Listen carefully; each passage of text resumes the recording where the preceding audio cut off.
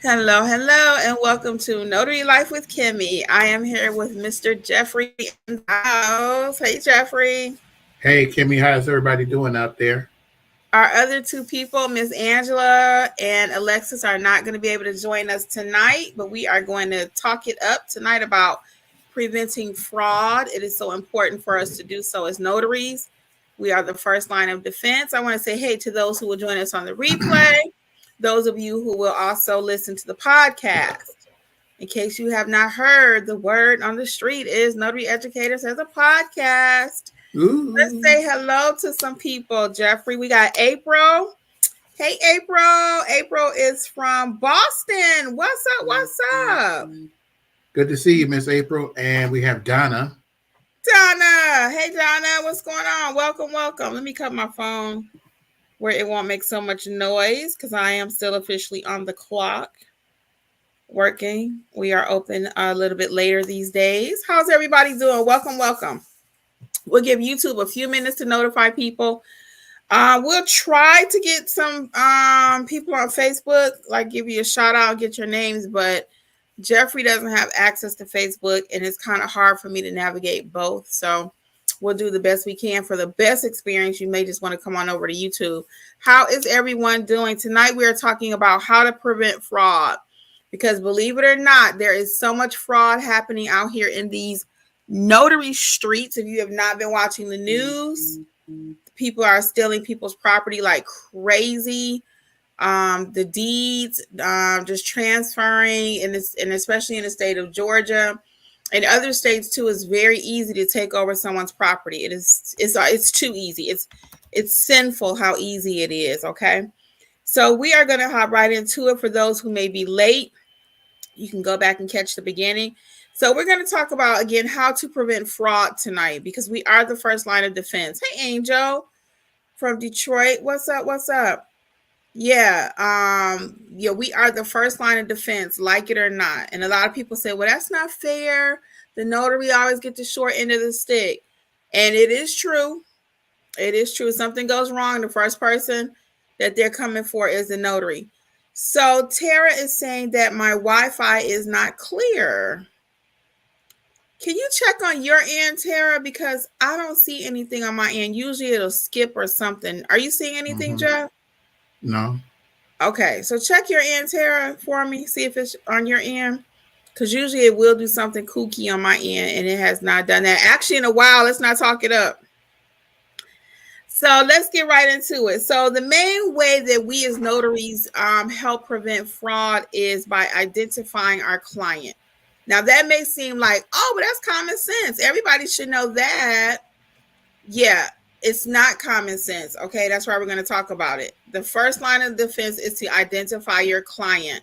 So we're going to get right into some steps on how we identify them, and then we have about 11 different things here that we've noted that will help you in preventing fraud. Okay, and I will add this other caveat because I hear people all the time say, "Well, I just need to make sure I have the right amount of insurance."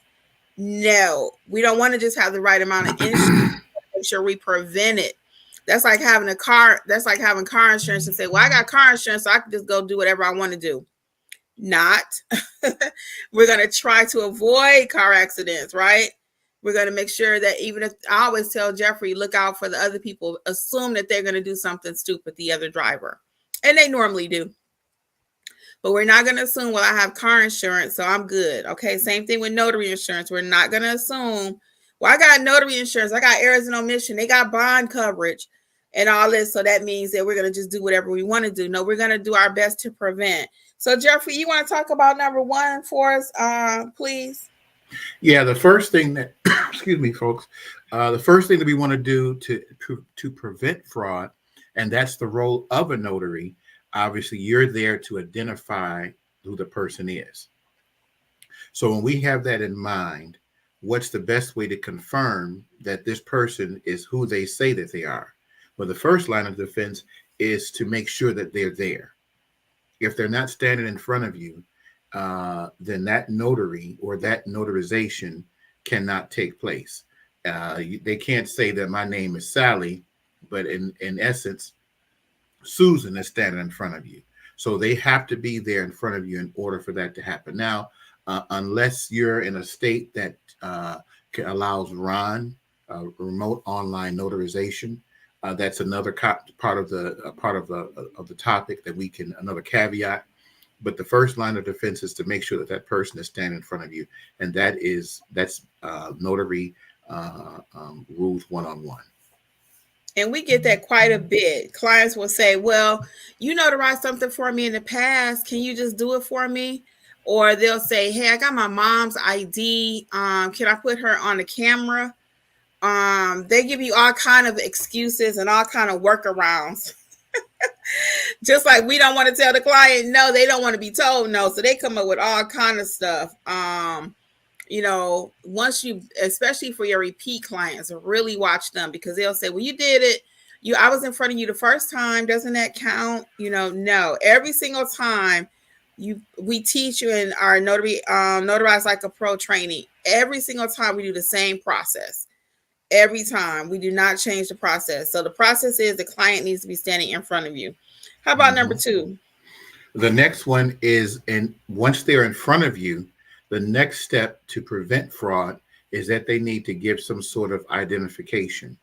Now, we're not talking about a credit card without a picture. We need some sort of a government issued ID, a driver's license, a passport, something that's an official document or a card or what have you, that you can look at and compare the two, apples to apples. And when you do that, then you have fulfilled that part of your confirming who the person is and preventing fraud.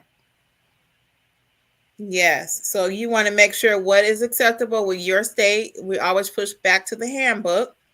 Always push back to your state handbook. So government issued ID could be driver's license, state ID, passport. And just to add a little bit of a little extra bonus there, some states do allow you to accept an expired ID. Some states do not have any restrictions at all if it needs to be current or not. So you need to know what your state handbook says, okay? Next. The next is, okay, so they're standing in front of you. They've given you a government ID or some sort of official ID, a driver's license, a passport, or something along those lines. Now, the third line of defense is matching it with the face. So you want to look and see, obviously they may have changed their hair if it's a lady, but the point is that you should be able to determine within a reasonable degree that that's the person that's standing in front of you. Once you've done that, that's another way that you're preventing that fraud from taking place. And you also want to look at the person, again, the age. So does the ID say that they look like they should be around 20, but it's a 50-year-old giving you the ID? Or the reverse?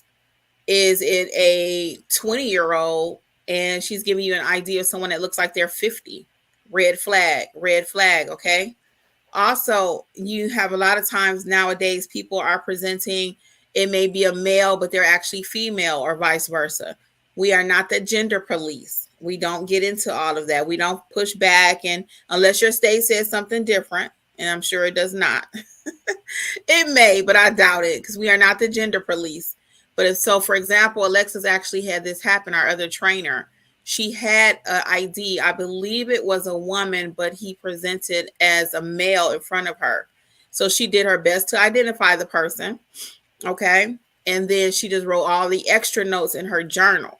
So you're not the gender police. We're not going to be like, well, your ID says your name is Juana and you saying your name is John.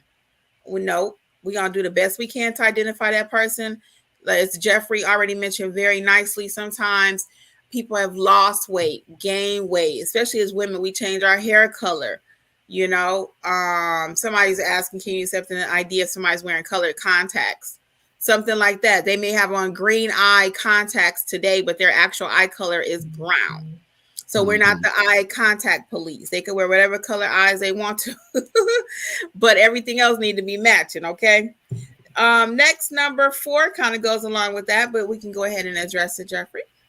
The next one is obviously with the face. We want to make sure that they appear, when you're looking at the ID, that they appear the ID and who's standing in front of you matches.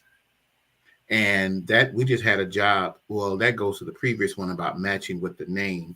We had a job, Kimmy, if you remember last week, we had to kind of do a little back and forth with a client. And depending on the type of document, this is where folks, you want to be mindful of the document that they're signing, that the person on the document and their ID pretty much matches. They need to be able to corroborate that. But again, we're getting back to the fourth thing is regarding their face. Who is it that's standing in front of you? If it's, I mean, if it's a person, if it's a drastic change, and the person in front of you is black, but but on the ID is completely different, then that's a problem. I mean, so you need to look and say, okay, you're looking at it. You can kind of reasonably tell. Obviously, if you have an ID or a driver's license and you had it for 2, 3, 4 years, there's going to might be a little change of difference as far as weight is concerned, hair color or hairstyle rather, depending on who it is.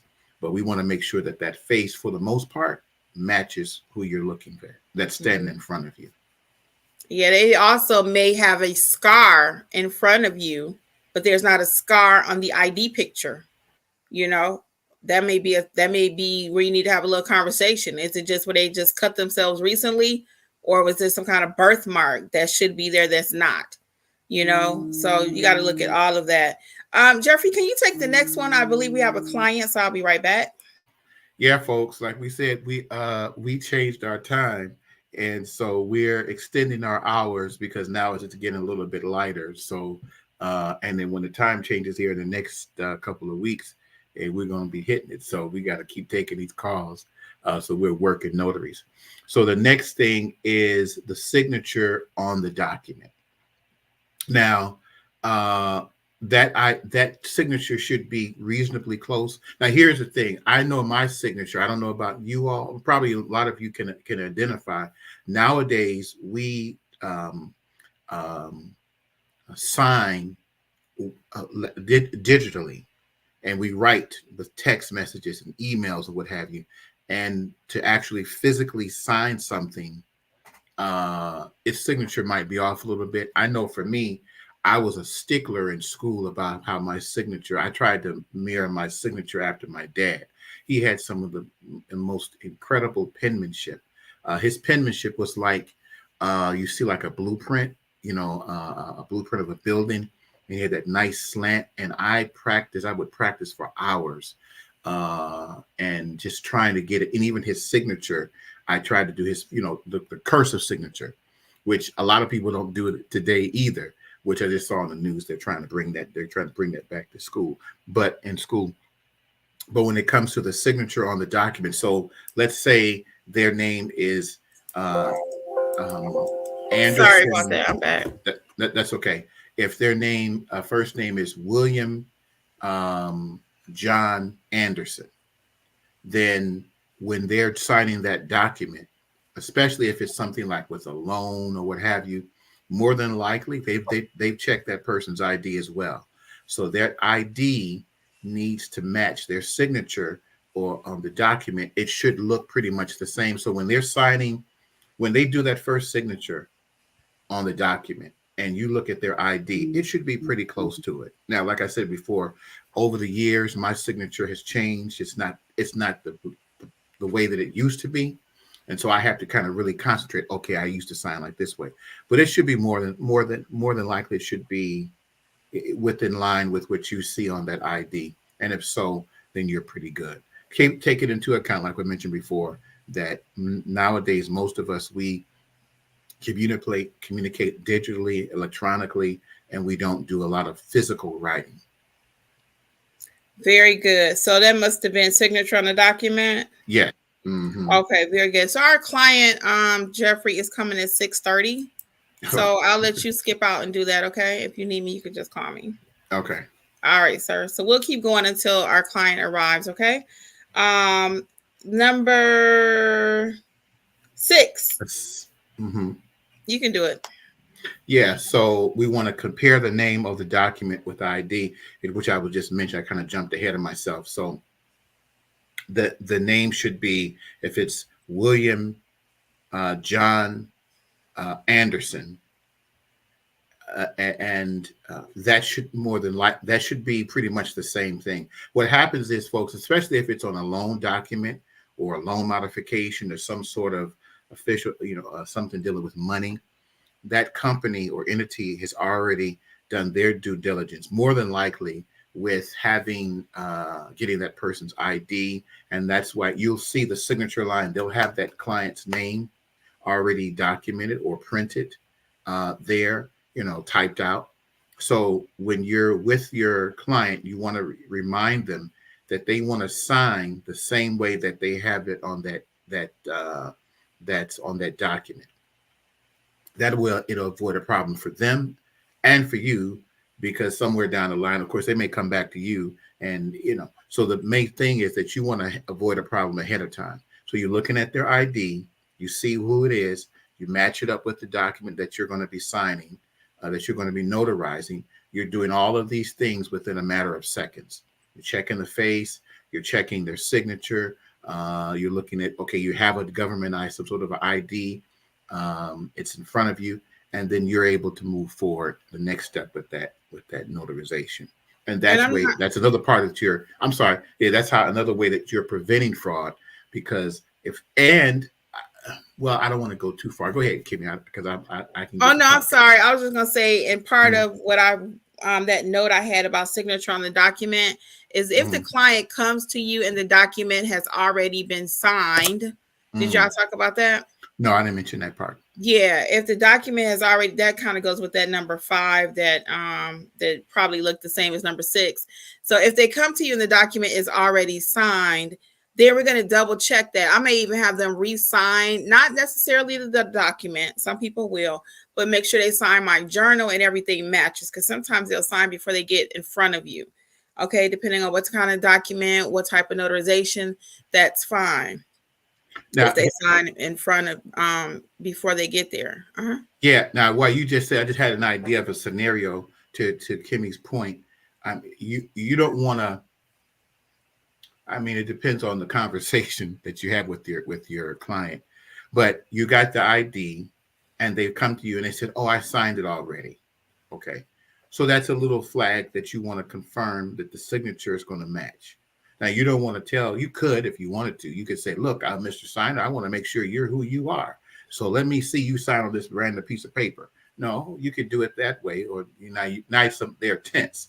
But if you have them say, "Okay, let me fill out my journal," because really, depending on your process, once you've ID'd the person, then you can go ahead and fill out your journal. And the final step that you could do, depending on how you want to do it, then you stamp that document.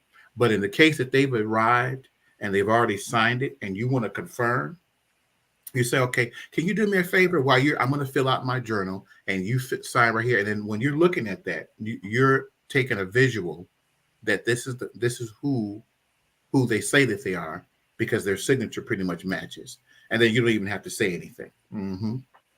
And we actually go over all of this in the Notarize Like a Pro live training, the actual processes of identifying and journaling and all of that. Feel free to check out the courses. We do have the Start Your Notary Business book in each state. We have one for every single state, all 50. If you're just starting out and unsure how to even start your business, you might want to check those books out. And everything is at notaryeducatorsllc.com. And sorry, that was another call. But that's the person we can call back. So notaryeducatorsllc.com. Also, there are a lot of free resources that we recently upgraded and uploaded for you over there. Please check out the free resources.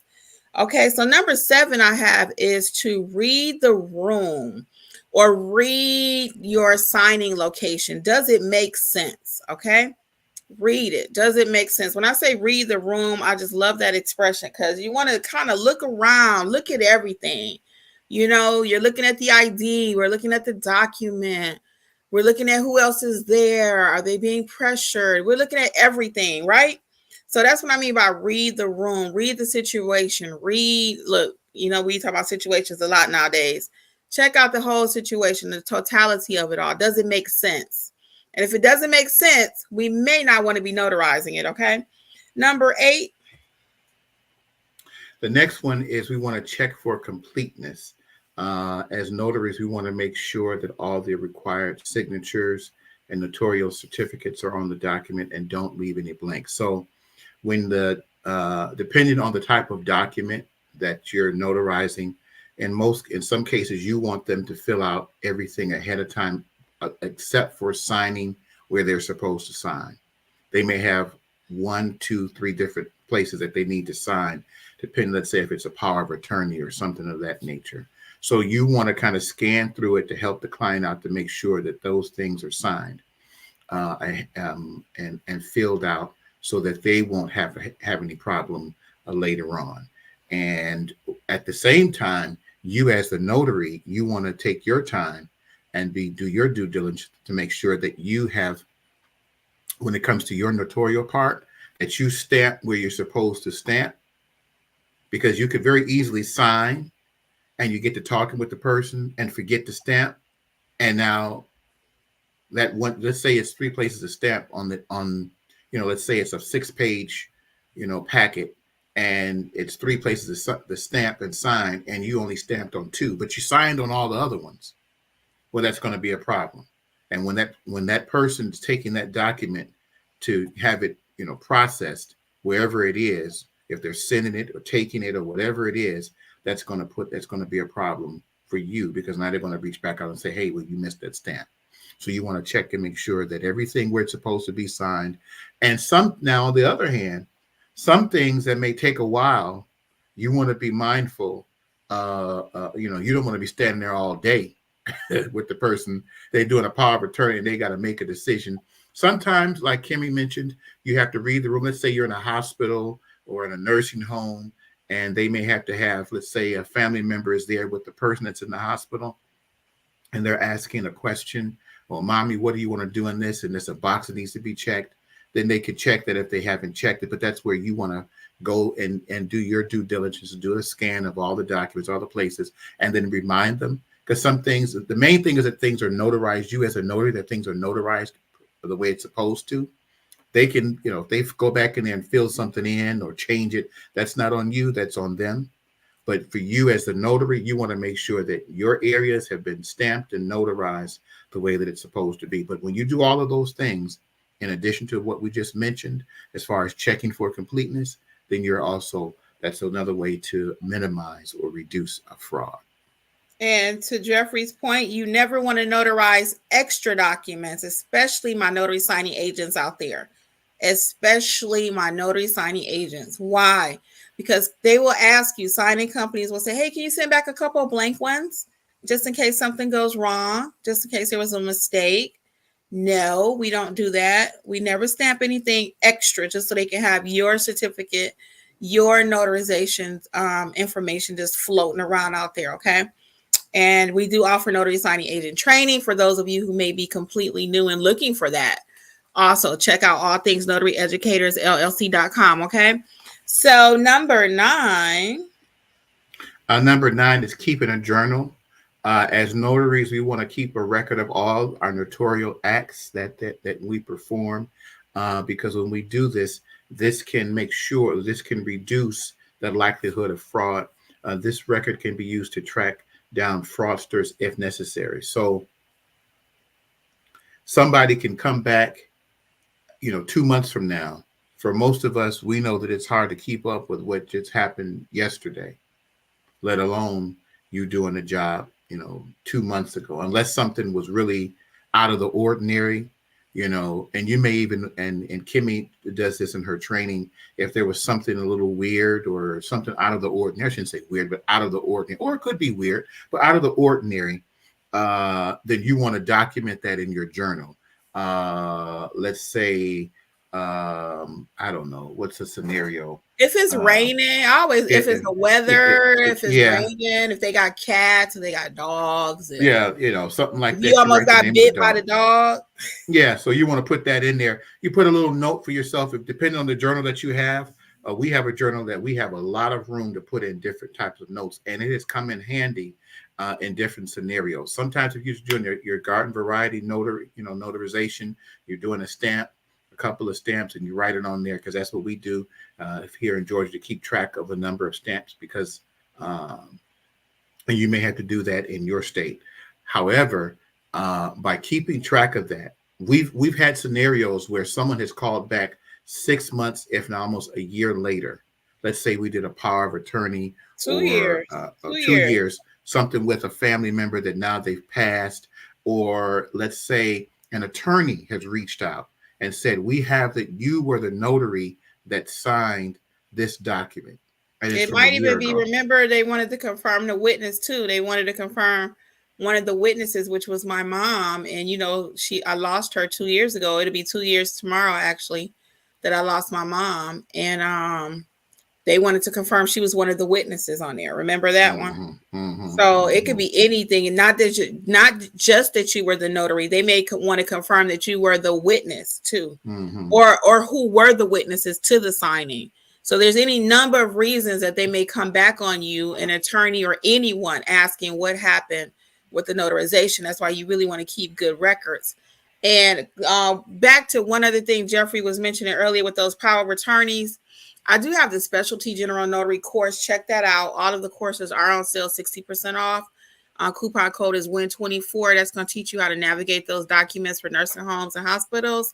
But when you get those power of attorneys, guys, sometimes they have like 15 or 20 different locations that they have to initial. You need 2 witnesses, and it could just be a whole situation. So you really want to make sure as much of the information is filled out prior to you getting there. Because if you got to sit there 2 to 3 hours while they're talking to everybody and figuring out, well, do I want life support or do I not? Do I want to be buried or do I want to be cremated? While you sitting there waiting on them to do all that, that's costing you money. Not to be insensitive, even though that I may sound a little insensitive, but we're not sitting there 3 hours while they had this whole big family discussion. You could be out notarizing 3, 4, 5, 6 documents for other clients, making your money. So that's another reason, back to Jeffrey's point, that you really want to make sure that all the documents are completed. That's part of your screening process. That's part of your screening process, your initial phone call with people. Okay, are the documents already completed, Mr. Smith? And you do not advise them. I wanted to leave that little tidbit too. You do not advise them. Sometimes they'll say, oh, I was waiting on you to get here so you can help me decide A, B, or C. No, we don't practice law. That's unauthorized practice of law. Okay, they'll tell you that. Do you think I should leave it to my son or my daughter? Because my daughter, they'll tell you this whole story. No, we don't advise. Okay. All right, number 10, and be looking out for the client. He should be pulling up any minute. Number 10, Memoir, is maintaining confidentiality. So that means that specifically when you're writing in your journal, who that person is, what kind of job it was, how much you got paid. The journal that we have, some journals, they have all the multiple entries of a job on the same page. That's the one option. That's one type of journal that you can have. But we use a journal that we turn to the next page, and that is the notary for that job. In other words, excuse me, Jeffrey, he's here. Oh, okay. I'll wrap up about the journal. Okay. All right. I'll be back. Reach out if you need me for any reason. Okay. All right. Real life happening, guys. We are real notaries. All right. Bye. See you in the back. All right. Thanks, babe. So he'll return. So back to the journal, though, and as Jeffrey was alluding to, though, we want to make sure you keep all your notes and everything written there. And how does that help with fraud? I mean, the confidentiality part. That's what we were talking about. The confidentiality part, when you're out there and you have your client's information, you don't want to be screaming through the whole neighborhood. So your driver's license number is 12345 6. You don't have to do all that. Confidentiality, the less that we expose our clients also, or they may have their witnesses there watching the signing of the document. We don't have to talk about all of their information in front of the client. Try to just write discreetly as much as you can in the journal without discussing it, even in front of the witnesses. They may not want their witnesses to know their driver's license number or to know what the item is. Technically, the witnesses normally don't even need to know what the item is. They may ask, because if I was serving as a witness, I would want to know what am I witnessing. But to get all into the details, well, this is a 401k withdrawal, and and you telling all this, and they're getting $40,000, and now their neighbors know, no. Or if it's a loan modification, the witnesses don't need to know all the information about the client. They don't need to know the terms and condition of the loan mod. Okay. So number 11. So just be careful with maintaining confidentiality out there. And the last one we had is number 11, making sure you follow your state's laws, okay, and knowing what their requirements are. You have to know your state handbook. Now, we teach at Notary Educators all 50 states, okay, because once you know how to be a notary, you know how to be a notary. But there are slight little caveats to each state that you need to know that are in your handbook, okay? So that's going to be the last thing we push back on, is make sure you know that handbook. So as I already stated throughout some of these tips, I stopped for a few minutes. We do have the Start Your Notary Business book. We have and it's available for all 50 states. The class schedules are up for February. March is coming soon. Check out the many, many free resources we have. And I'm going to go ahead and get some of our comments now while we wait on Jeffrey to return. So we're going to say again, welcome to everyone that's just joining us. Go back and catch the replay if you missed it. We talked all tonight about preventing fraud. It was an excellent discussion. Excellent. I'm so appreciative for Jeffrey being here tonight. So we talked about the colored contacts already. We are not the contact police. If they want to wear blue tomorrow, gray the next day, whatever, they can wear different contacts. Their eyeglasses may change. It could be any number of things that will be different on a driver's license. The person's hair may change, okay? So we just want to make sure they are who they say they are to the best of our ability, okay? We're going to say hey to a couple people. Let's see. I think we already said hey to, let me see. I'm going to skip the hellos, okay, guys? But hello to everyone so we can get your questions in, okay? Hello, everybody. The next thing we have is from Jay Sparty for you. I know a guy who lied about his height on his ID. He's 5'7", but his ID says 5'11". That's okay too. Yes, we are not the height or weight police either. I'll be honest. I've changed my weight on my ID for years. Okay. So, yeah, so that's not a big deal. That's not a big deal. They can put whatever they want. And again, it's just to the best of our ability. So he's not going to be, like 7 foot and put 5.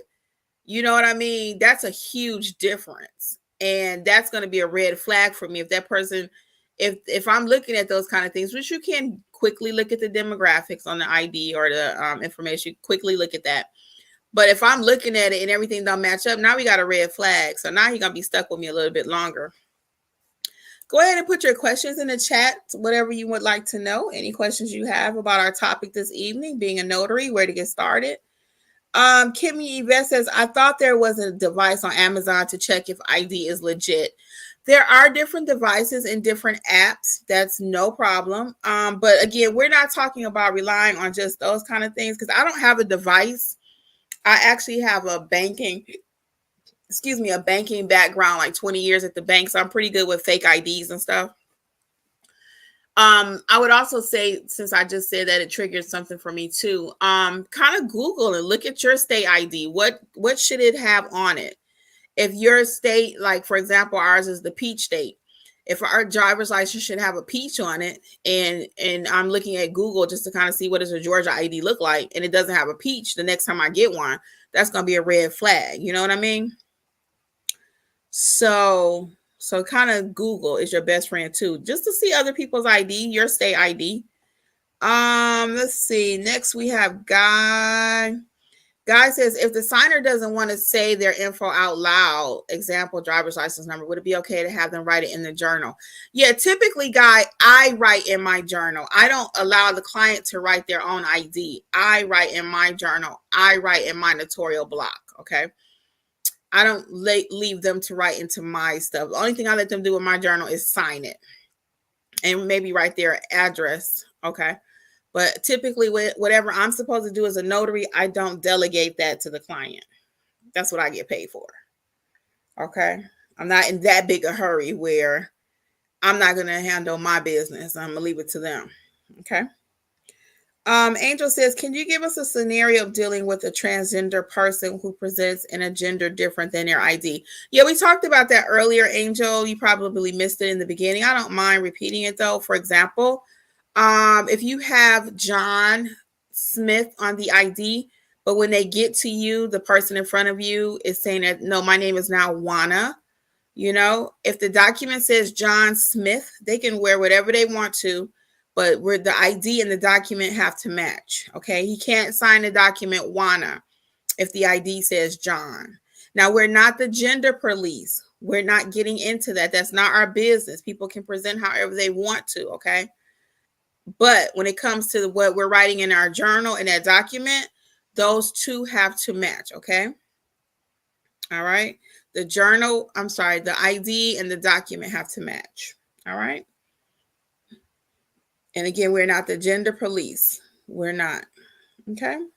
What journal do I use? I use the Integrity Journal. Angela has a really nice journal too that has 4 spaces for 2 clients and 2 witnesses. Most journals do not. So either between Angela's journal, who's our other trainer for those of you who do not know, or the Integrity Journal. And for all notary supplies, I do have a link at notaryeducatorsllc.com under notary supplies. You can check that out, okay? And I get all my supplies right from Amazon. Somebody saying, no, how do you handle that? Okay, so I think we just answered that. What do you say? I just answered that too. If I did not, let me know. How do you decline a service in the middle once you're suspicious? Oh yeah, it's gonna be easy, guys. We're not gonna get an attitude. We're not gonna be fussing. It's gonna sound something like this. Well, Mr. Smith, unfortunately, I don't feel comfortable with ABC. And just tell them. I had a lady last night I had to decline. And I probably told her too much information. I was like, I can't do it, but someone may do it. You know, so she may look for another notary. Again, I probably should not have even said that. But the situation really quick was her document. So her name, for example, was Jane Smith, but now she's Jane Johnson. So first of all, the ID did not match the document. So we got one problem already. We talking about red flags, right? The other situation was her husband or boyfriend, the ex, was incarcerated in jail. So now she's saying she has power of attorney for him, right? So she's telling me she has power of attorney. The mortgage company told her how to sign the documents in his absence and everything, right? But that's a no-go for me because I don't know that he's in jail. Even if I did know it, that's not for me to assume that she's telling me the truth, okay? Now, another notary probably will notarize those documents for her because they won't know. That's why proper training is so important. I get upset when I hear people tell you you don't need to be trained. It's not that you can just figure it out. It's not complicated, as I always say, but you do need to know what you're doing. So another notary probably will notarize these documents. Okay. But everything did not match up. And as a pro that I am, I'm not going to do it. I'm sorry. It's not even worth the money. Okay. Nothing is worth losing your commission and nothing. Okay. So you just very easily tell the client and you're not getting upset about it. Again, and in my class, I teach, I have a picture of this man kind of laid back in his chair. And it's like, we ain't getting upset. My blood pressure is not going up. If I cannot do it, I cannot do it. Okay. Hey, everybody. Angel says, no, I understand the situation, but was looking for you to give an example of what you say in that type of situation. In what situation, Angel? I'm trying to understand what you're saying. I've told you how to handle it, what to say. That no, I'm not doing it. Mr. Smith, unfortunately, I won't be able to accept this ID. You're not going to tell the client that I'm suspicious of you. You're not going to say that. You're not going to say, I think you're fraudulent. And if you think the ID doesn't match, it just sounds like that too. I'm very, very upfront when it comes to my business. I don't play. Mr. Smith, unfortunately, the ID does not look like what I'm accustomed in the state of Georgia. So I won't be able to accept that. Oh, well, it's real. I don't know why you saying that. Well, unfortunately, I cannot verify that. It looks different than what I'm accustomed to. Okay. So you can let me know, Angel, if that was what you were looking for, but I may not even have the answer for you. Maybe something you come up with on your own, how you want to tell the client no. But how you want to tell the client no, but that's what I would say. Okay. Moral Platitude says, what is a remedy when they don't have their ducks in a row? If you're referring to like the power attorneys, like we were talking about earlier, I'm not going to sit there 3 hours while they fill that out. The conversation would sound something like, Mr. and Mrs. Smith, I will have to return upon completion. You can let me know. And then you have to decide if you're going to charge them oh, okay. She said you were answering at the same time my last message showed up. Okay, Angel. Okay, very good. Cool. Yeah, then you have to decide if you want to charge them a additional travel fee. So if I've already traveled to you and now all of your stuff, your ducks are not in a row and I got to come back. And I did that with one guy. He was livid. He didn't have he had his wife coming to serve as a witness. And I was like, I can come back, but I was on a whole other side of town. So I was going to charge him a little extra to go back. And you guys know I don't charge for everything like that. I'm not that notary. But if you really inconvenience me, then yeah, somebody going to have to pay for this. Or you have to find another notary. So I might take a loss because you don't want to do business with me because now you changed the terms. But, hold on one second, okay? Because I have a note from Jeffrey about this client. Hold on.